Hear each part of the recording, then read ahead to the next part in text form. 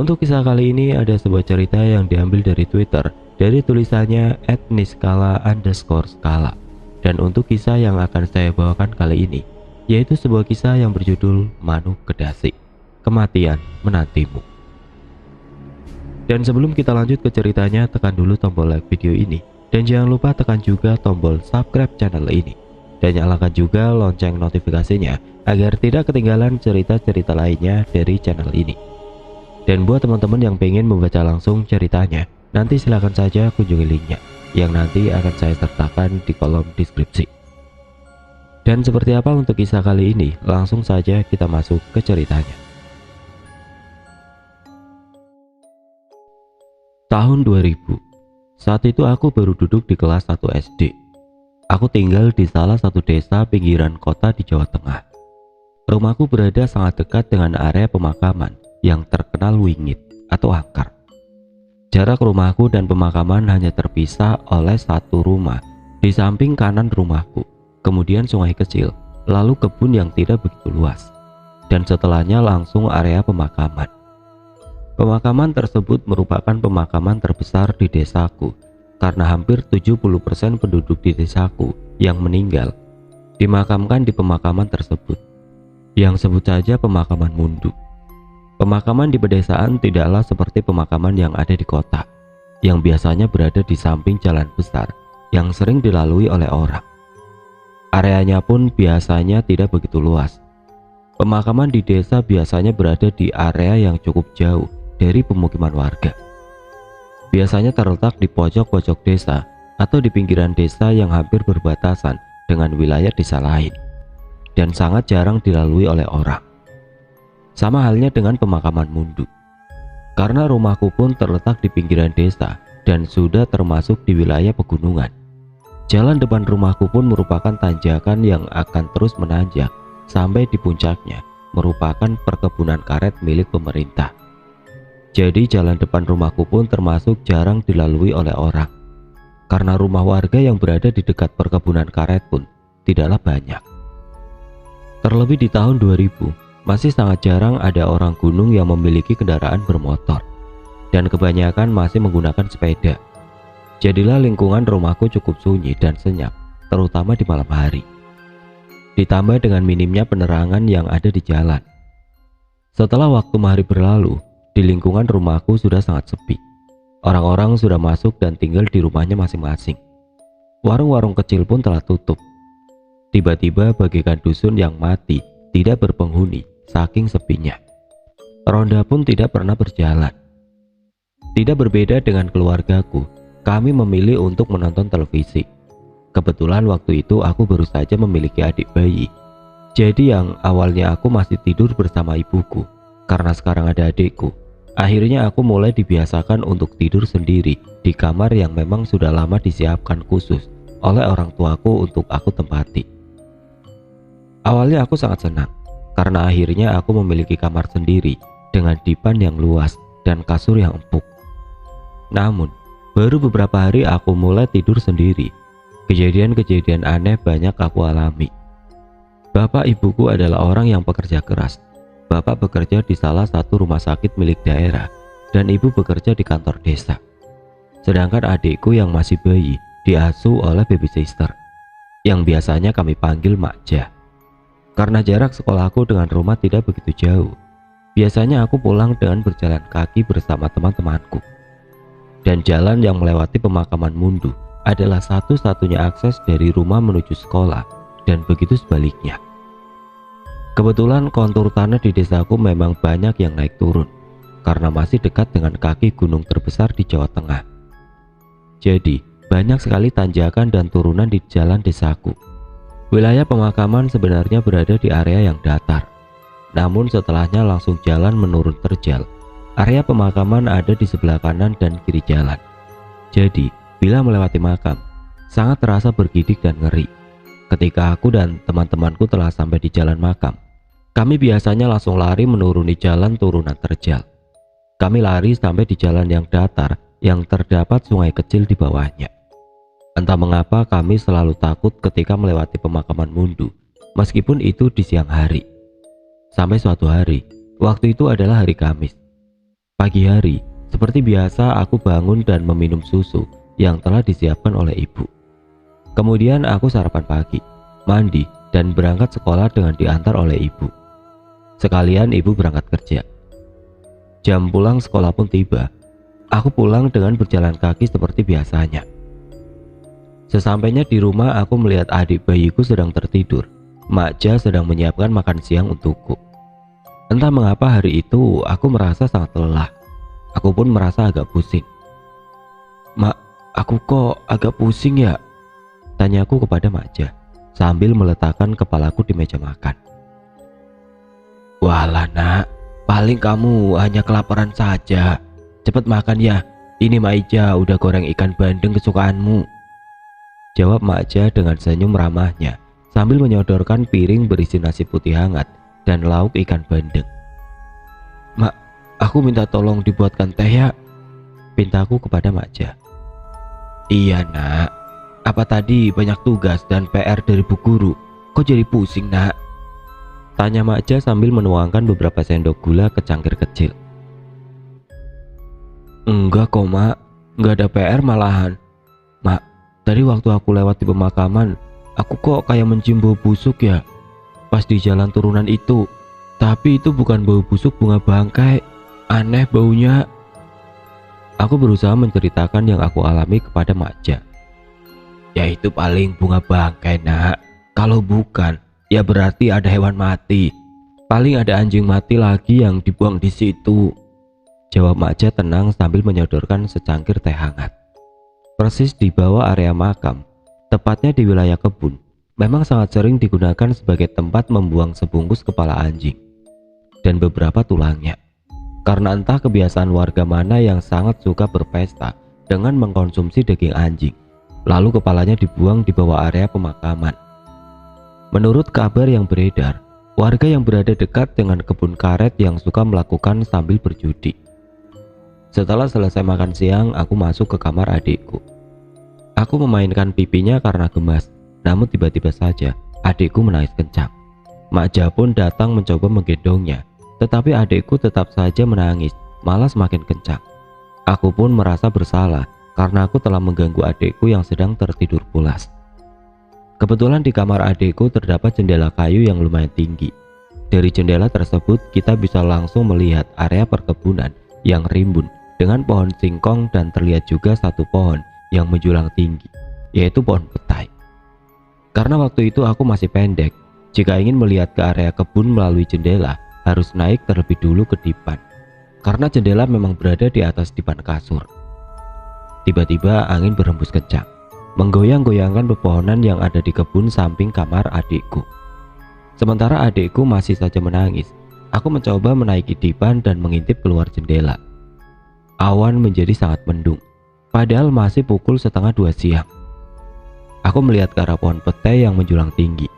Kebetulan saat itu, daun-daun pohon petai sedang meranggas dan menyisakan ranting-rantingnya yang kecil dan panjang berwarna coklat kehitaman. Di salah satu rantingnya, aku tidak sengaja menangkap seekor burung kecil berwarna coklat dengan sedikit bulu putih.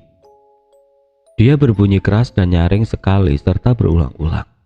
Aku teringat bahwa simbahku pernah bercerita bahwa jika ada burung kedasi datang dan berbunyi di sekitar rumah kita, berarti tandanya akan ada orang yang meninggal. Entah itu tetangga kita atau malah keluarga kita sendiri. Aku semakin merasa pusing. Kepalaku sakit sekali mendengar bunyi burung kedasi ditambah tangisan adikku. Aku pun keluar dari kamar adikku dan menuju kamarku yang berada di samping ruang tamu. Sedangkan kamar ibu dan adikku ada di belakang dekat kamar mandi. Adikku sudah sedikit tenang saat digendong dengan diayunkan pelan oleh Makja. Aku mencoba untuk tidur, tapi suara burung kedasi masih terdengar jelas. Aku menutup kepalaku dengan bantal, tetapi suara burung kedasi masih saja terdengar meskipun sedikit menyamar. Aku berpikir, apakah benar yang diceritakan oleh simbahku tentang burung kedasi ini? Akhirnya tidak terasa aku tertidur. Saat aku terbangun, jam sudah menunjukkan pukul 5:30 sore. Ibuku sudah pulang dan sedang menggendong adikku sambil melihat halaman depan dari jendela ruang tamu. Sedangkan Makja pulang ke rumah ketika ibuku pulang kerja pukul 4 sore. Lihat apa, Bu? Tanyaku seraya menghampiri ibu dan sambil mengucek mataku. Gak apa-apa, Nak. Ibu cuma ingin lihat jalan depan. Kamu cepat mandi, setelah itu wudhu, sekalian sholat maghrib. Perintah ibuku sambil tersenyum. Iya, Bu. Bapakku belum pulang. Tanyaku sambil mencium pipi adikku. Iya, belum. Bapakmu disuruh nemenin Pak Dirikun bawa ambulan ke kota es. Paling baru pulang nanti malam. Aku pun langsung ke kamar mandi untuk mandi, kemudian sholat maghrib. Setelah sholat maghrib, seperti biasa aku menonton televisi sampai adzan isya. Aku pun sholat isya, lalu bersiap untuk tidur. Rumah terasa lebih sepi karena bapak belum pulang. Adikku pun tertidur sejak sore tadi. Ibu mungkin juga kelelahan dan akhirnya ikut tertidur di kamar bersama adikku. Di kamar aku mencoba belajar dengan membaca buku pelajaran bahasa Indonesia. Malam hari di lingkunganku memang selalu sunyi dan senyap. Hanya suara jangkrik dan sesekali suara katak yang terdengar. Sudah pukul 9 malam, namun aku masih belum mengantuk. Mungkin karena sore tadi aku tertidur sampai menjelang maghrib. Tiba-tiba suara burung kedasi berbunyi lagi, sangat jelas. Karena heningnya malam, burung itu berbunyi dengan sangat nyaring. Aku merasa ketakutan berada di kamar sendiri. Akhirnya aku berlari keluar kamarku, menuju kamar ibu dan adikku. Mereka masih terlelap tidur, dan justru suara burung kedasi semakin terdengar jelas di kamar ibu. Dugaanku, burung tersebut kembali bertengger di salah satu ranting pohon petai. Aku pun menggoyang-goyangkan tubuh ibu, berusaha membangunkan. Bu, bangun Bu, aku takut. Ada suara burung kedasi malam-malam begini. Ada apa ya, Bu? Ibuku terkaget karena aku menggoyangkan badannya dengan keras. Apa sih, Nak? Gak apa-apa, udah kamu tidur aja ya. Nanti malah adikmu bangun, susah tidurnya lagi. Jawab ibu sambil setengah merem dan memiringkan badannya membelakangiku. Aku pun sedikit kesal dan kembali ke kamarku.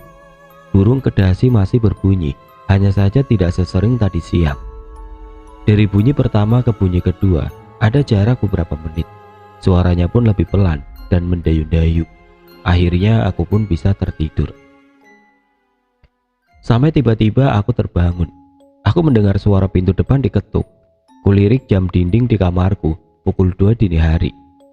Aku dengarkan dengan seksama, pintu masih diketuk. Kemudian berhenti dan hening.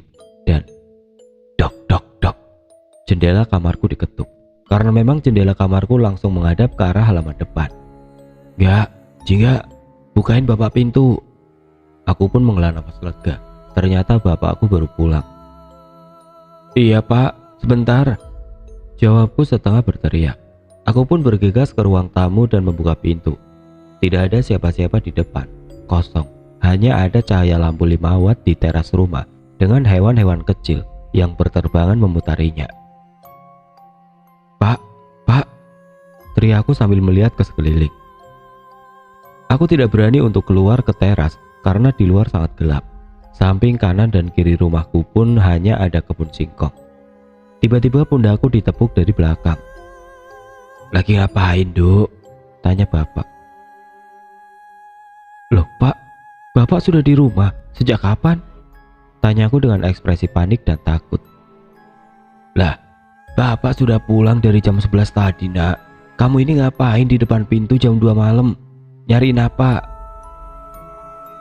Loh, Pak, tadi ada yang ngetuk pintu ini, terus ganti ngetuk jendelaku sambil bilang minta dibukain pintu. Katanya itu bapak, makanya langsung tak bukain. Tapi setelah tak tengok nggak ada siapa-siapa.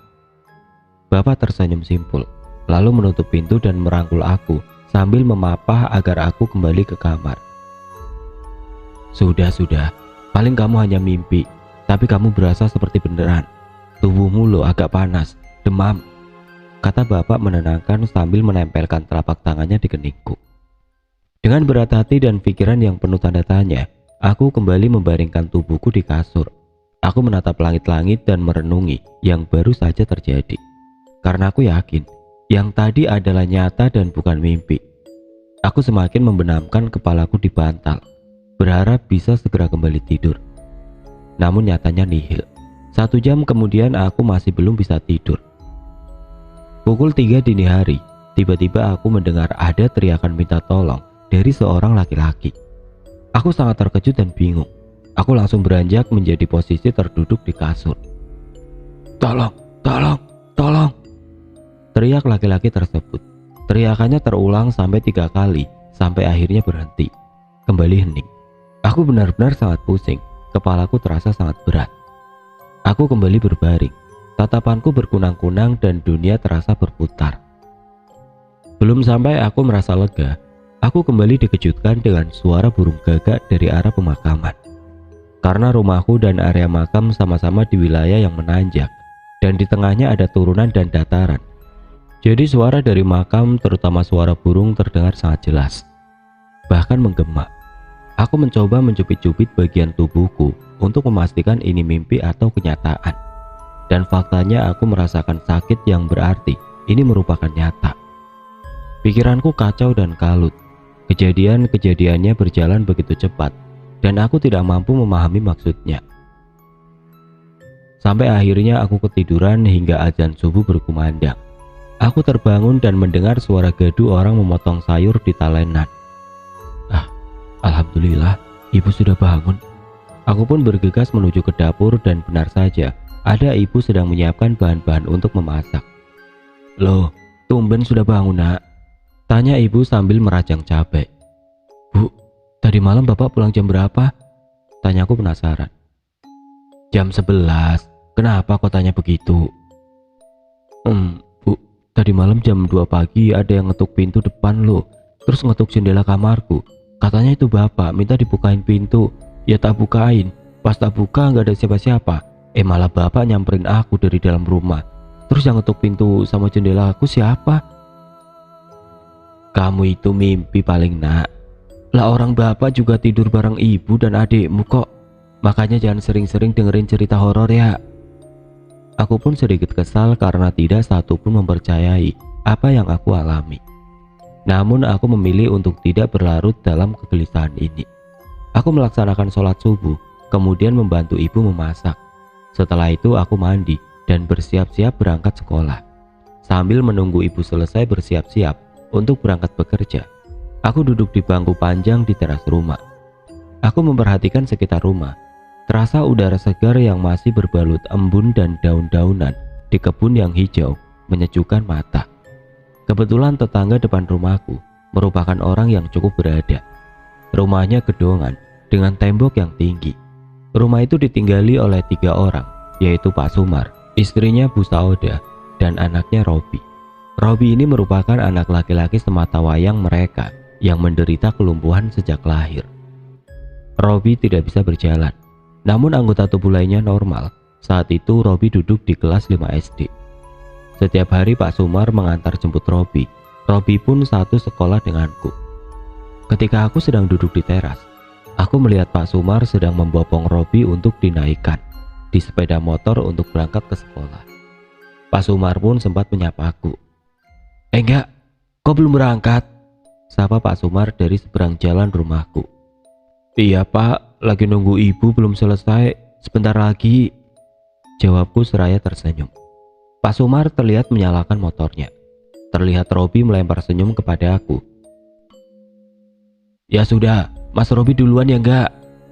Saut Pak Sumar sembari berlalu mengendarai motornya. Iya Pak, hati-hati, jawabku singkat. Aku mengecek ke dalam rumah. Bu, kok lama banget sih? Aku keburu telat nanti. Teriakku sambil membuka gorden kamar ibu. Terlihat ibu sedang merapikan bantal dan guling adikku yang sedang tertidur. Iya sebentar, takutnya adikmu jatuh. Soalnya Mak aja belum datang-datang. Udah, ayo berangkat. Ibu keluar dari kamar dan menuju ke belakang rumah menghampiri bapak yang sedang memotong rumput. Karena hari ini bapak shift siang, jadi belum berangkat kerja. Pak, nitip Langit ya, itu lagi tidur. Soalnya Mak aja belum datang, paling sebentar lagi datang. Pinta ibu kepada bapak sambil mencium tangan bapak. Aku pun turut berpamitan dengan bapak. Sampai di sekolah, aku melewati ruang kelas Mas Robi. Karena setelah gerbang masuk merupakan deretan ruang kelas 4 sampai ke 6. Aku tidak sengaja melihat Mas Robi sedang duduk termenung di bangkunya. Dia kurang ceria, tidak seperti biasanya. Aku berlalu bergegas menuju ruang kelasku karena 5 menit lagi bel masuk akan berbunyi. Jam pelajaran telah usai. Aku pun pulang bersama teman-temanku. Aku kembali melewati ruang kelas Mas Robi. Kulihat dia masih duduk di bangkunya, yang berarti Pak Sumar belum datang menjemputnya. Tumben. Padahal biasanya Pak Sumar tidak pernah telat menjemput Mas Robi, barang semenit pun. Aku pun berhenti sejenak di pintu ruang kelasnya. "Mas, belum dijemput?" tanyaku dengan nada sedikit keras. "Belum, gak. Tumben Bapak belum sampai. Kamu sudah mau pulang?" "Iya Mas, ya sudah, paling sebentar lagi Pak Sumar sampai. Aku duluan ya Mas, sudah ditunggu sama teman-teman," sautku sambil berlalu. "Iya, hati-hati gak." Aku pun berjalan menyusuri area persawahan bersama teman-temanku, sambil bercanda dan sesekali bernyanyi riang. Sampai di pemakaman Mundu, aku melihat segerombol bapak-bapak berada di salah satu sudut pemakaman, sedang menggali tanah. Siapa yang meninggal? Batinku. Karena aku tahu jika aku bertanya kepada teman-temanku pun, pasti tidak ada yang tahu.